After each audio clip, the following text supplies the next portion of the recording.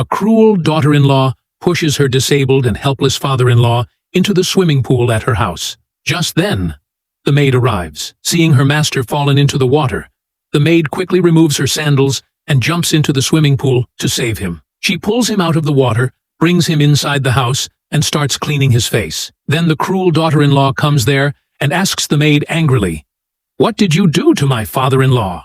The maid replies, "I didn't do anything to him. When I went outside, he had already fallen into the swimming pool."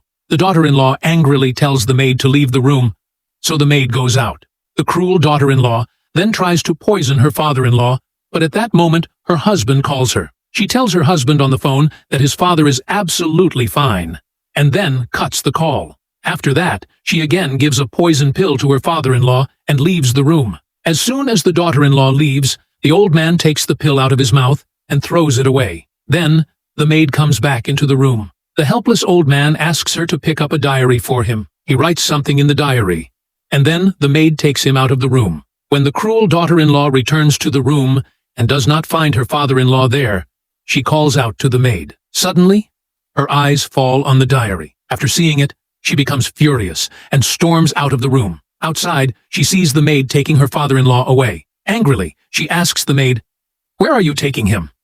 The maid replies, "I was just taking him out for a walk." The daughter-in-law says, "There is no need to take him anywhere." The mistress and the maid start arguing with each other. Meanwhile, a police officer arrives. The maid tells the police officer that the mistress abuses and tortures the old man. The police officer asks the daughter-in-law whether the maid is telling the truth. The cruel daughter-in-law says, "No, she is lying." The police officer grabs the maid and tells the mistress to take the old man inside. As the police officer takes the maid outside, the maid again insists that the mistress is cruel to the old man. But the police officer refuses to believe her. In desperation, the maid punches the police officer in the stomach and runs away.